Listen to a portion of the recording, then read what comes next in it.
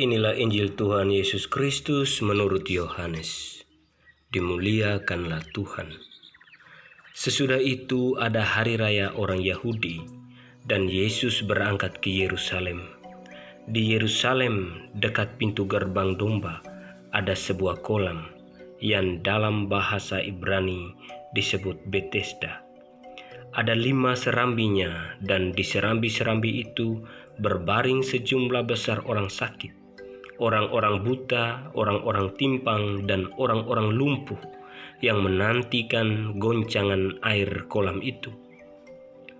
Sebab sewaktu-waktu turun malaikat Tuhan ke kolam itu dan menggoncangkan air itu.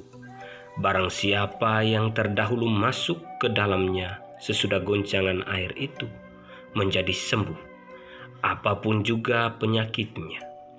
Di situ ada seorang yang sudah 38 tahun lamanya sakit. Ketika Yesus melihat orang itu berbaring di situ, dan karena ia tahu bahwa ia telah lama dalam keadaan itu, berkatalah ia kepadanya, "Maukah engkau sembuh?" Jawab orang sakit itu kepadanya, "Tuhan, tidak ada orang yang menurunkan aku ke dalam kolam itu apabila airnya mulai goncang. Dan sementara aku menuju ke kolam itu, orang lain sudah turun mendahului aku." Kata Yesus kepadanya, "Angkatlah tilammu dan berjalanlah." Dan pada saat itu juga sembuhlah orang itu, lalu ia mengangkat tilamnya dan berjalan. Tetapi hari itu hari Sabat. Karena itu orang-orang Yahudi berkata kepada orang yang baru sembuh itu, "Hari ini hari Sabat dan tidak boleh engkau memikul tilammu." Akan tetapi ia menjawab mereka, "Orang yang telah menyembuhkan aku, dia yang mengatakan kepadaku, 'Angkatlah tilammu dan berjalanlah.'" Mereka bertanya kepadanya, "Siapakah orang itu yang berkata kepadamu, 'Angkatlah tilammu dan berjalanlah'?" Tetapi orang yang baru sembuh itu tidak tahu siapa orang itu, sebab Yesus telah menghilang ke tengah-tengah orang banyak di tempat itu. Kemudian Yesus bertemu dengan dia di dalam bait Allah, lalu berkata kepadanya, "Engkau telah sembuh, jangan berbuat dosa lagi, supaya padamu jangan terjadi yang lebih buruk."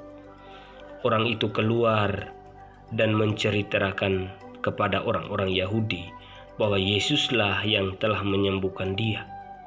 Dan karena itu orang-orang Yahudi berusaha untuk menganiaya Yesus, karena ia melakukan hal-hal itu pada hari Sabat.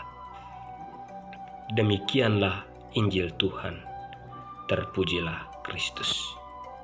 Saudara-saudaraku yang terkasih di dalam Kristus, jika hari kemarin kita belajar dari perwira yang datang kepada Yesus, memohon pada Yesus, dan pada akhirnya dia percaya, dan anaknya memperoleh kesembuhan, pada hari ini Yesus yang datang kepada kita. Saya mengawali permenungan kita pada hari ini dengan sebuah kisah yang menarik yang membantu kita untuk merenungkan iman kita akan Yesus. Seorang ibu datang kepada saya dan berkisah tentang anaknya yang pada umur 12 tahun mengalami kelumpuhan total. Dan ia sangat frustrasi dengan keadaan yang demikian.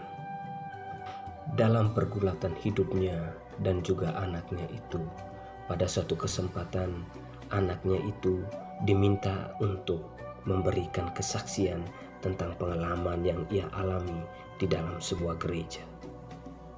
Pada saat itu tidak terduga bahwa anaknya itu mengatakan yang tidak diharapkan oleh ibunya. Ia katakan demikian, "Saya bersyukur dengan keadaan saya yang lumpuh, yang tidak bisa berbuat apa-apa. Dengan demikian, saya bisa menghabiskan waktu saya bersama Tuhan." Mendengar pernyataan anak itu, ibunya itu langsung histeris dan berteriak, "Tuhan, maafkanlah saya. Saya sebenarnya orang yang lumpuh. Saya seorang yang lumpuh iman saya." Saudara-saudara yang terkasih, kisah Injil pada hari ini meneguhkan kita bahwa bukan hanya kita yang datang memohon dan percaya kepada Yesus, tetapi Yesus juga akan datang kepada kita pada saat yang sama.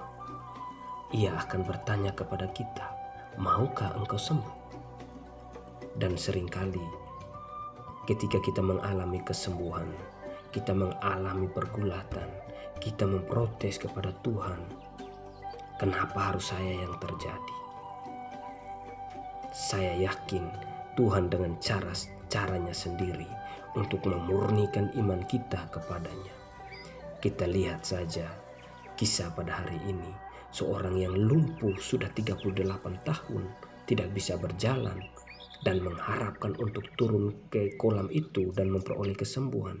Namun keajaiban tidak terjadi. Keajaiban yang terjadi hanya di dalam Yesus. Yesus luar biasa. Yesus luar biasa untuk hidup kita. Dialah penyembuh sejati. Dalam kehidupan kita, seringkali kita tidak percaya akan hal ini. Kita beriman kepada Yesus, tetapi iman kita lumpuh. Lumpuh karena kita telah melakukan kesalahan-kesalahan dan dosa yang sama di dalam kehidupan kita. Kita beriman, tetapi iman kita belum dimurnikan, belum dibakar di dalam tanur api seperti emas.